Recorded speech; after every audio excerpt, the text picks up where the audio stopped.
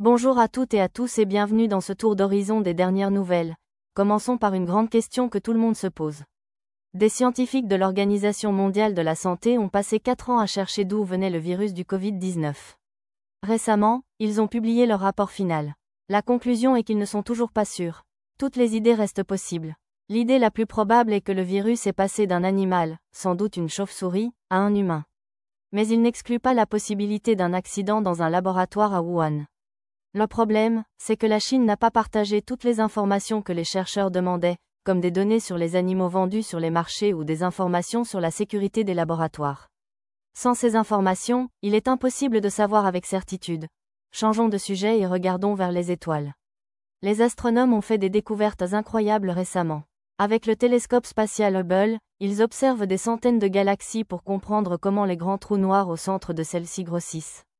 De son côté, le nouveau télescope James Webb a pris des photos magnifiques, comme celle d'une galaxie surnommée le Saturne d'or. Il a aussi peut-être trouvé une nouvelle planète, grosse comme Saturne, qui tourne autour d'une jeune étoile près de chez nous. En étudiant d'autres galaxies, les scientifiques pensent maintenant que les galaxies se forment en 2 étapes, d'abord un disque épais, puis un disque plus fin. Ils ont aussi repéré 83 toutes petites galaxies très anciennes qui ont pu aider à illuminer l'univers à ses débuts. Une autre découverte concerne une jeune galaxie très lointaine, à environ 12 milliards d'années-lumière, qui ressemble déjà un peu à notre propre galaxie, la Voie lactée. Pour vous donner une idée, une année-lumière, c'est la distance immense que la lumière parcourt en une année. Enfin, plus près de nous, la sonde Juno de la NASA a pris de superbes photos de la planète Jupiter, montrant même 2 tempêtes en train de fusionner, ce qui nous aide à mieux comprendre son atmosphère. Restons dans l'espace un petit moment. Une femme astronaute incroyable, Peggy Whitson, qui détient le record du plus long séjour dans l'espace pour une femme, est en route pour sa 5e mission vers la Station spatiale internationale. C'est une mission spéciale appelée Axiom 4. Avec elle, il y a des astronautes de Pologne et de Hongrie. C'est la preuve que l'espace devient de plus en plus international. D'ailleurs, une nouvelle station spatiale, la station Axiom, est prévue pour remplacer l'actuelle station internationale d'ici 2030. Les experts pensent que bientôt, aller sur la Lune sera aussi normal que de lancer un satellite aujourd'hui. Revenons sur Terre pour parler de quelque chose qui nous concerne tous, notre intelligence. Une étude très intéressante a montré que les personnes qui sont plus intelligentes, avec un quotient intellectuel plus élevé, sont souvent meilleures pour deviner ce qui va se passer dans le futur. Par exemple, elles peuvent mieux estimer des résultats économiques ou sociaux. Selon les chercheurs, cette capacité à bien évaluer les situations les aide à prendre de meilleures décisions et, au fil du temps, à faire moins d'erreurs coûteuses dans leur vie. Parlons maintenant de science et de nature. Au Royaume-Uni, des scientifiques ont lancé un grand projet pour apprendre à créer de l'ADN humain entièrement artificiel, à partir de rien. Cela pourrait ouvrir la porte à de nombreuses avancées médicales à l'avenir. Dans un autre coin du monde, un événement rare s'est produit au Chili. De la neige est tombée sur le désert d'Atacama, l'endroit le plus sec de la planète, ce qui n'était pas arrivé depuis une dizaine d'années. Les images des télescopes recouverts d'un manteau blanc étaient magnifiques. Et au Canada, dans le nord du Québec, des géologues ont trouvé des roches volcaniques qui sont les plus vieilles roches intactes jamais découvertes sur Terre. Elles ont plus de 4 milliards d'années.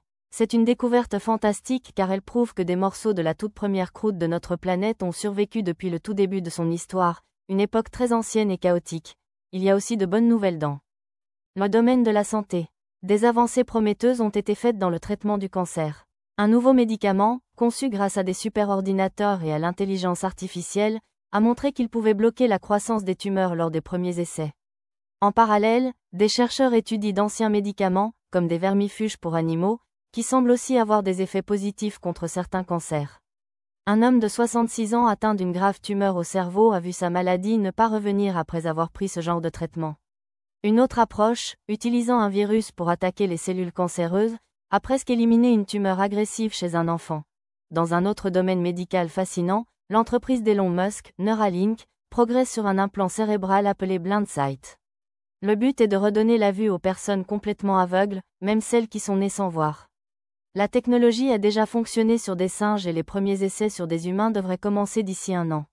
Au début, la vision serait de basse résolution, un peu comme les premiers écrans de télévision, mais l'objectif à long terme est de permettre une vision surhumaine, comme voir dans le noir. L'entreprise travaille aussi sur d'autres implants pour aider les gens à parler en traduisant directement leurs pensées. Une autre avancée scientifique surprenante vient de Chine. Des chercheurs ont réussi à créer des souris en bonne santé qui ont 2 pères biologiques, et aucune mère. Pour ce faire, ils ont modifié génétiquement le matériel de 2 spermatozoïdes avant de l'implanter dans un ovule vidé de son propre noyau.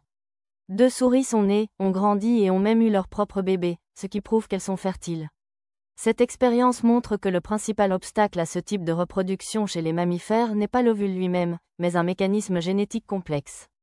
Bien que cela puisse un jour offrir de nouvelles options de reproduction, par exemple pour les couples de même sexe, les scientifiques disent que la technique est encore loin d'être sûre pour être appliquée aux humains. Pour finir sur une note plus personnelle, une personne très suivie sur les réseaux sociaux, Tané Martin, est décédé à l'âge de 30 ans après s'être battu pendant 5 ans contre un cancer. Il avait partagé son combat quotidien avec plus d'1 million de personnes. Malgré sa maladie, il avait poursuivi son rêve de devenir père et a eu la joie de rencontrer sa petite fille, Amy Lou, née en mai. Et dans le monde des affaires, l'entreprise Colgate-Palmolive a décidé d'arrêter de vendre l'un de ses dentifrices au Brésil après avoir reçu de nombreuses plaintes de consommateurs. Elle a aussi rappelé tous les produits encore en magasin. Merci de m'avoir écouté, et à bientôt pour d'autres découvertes.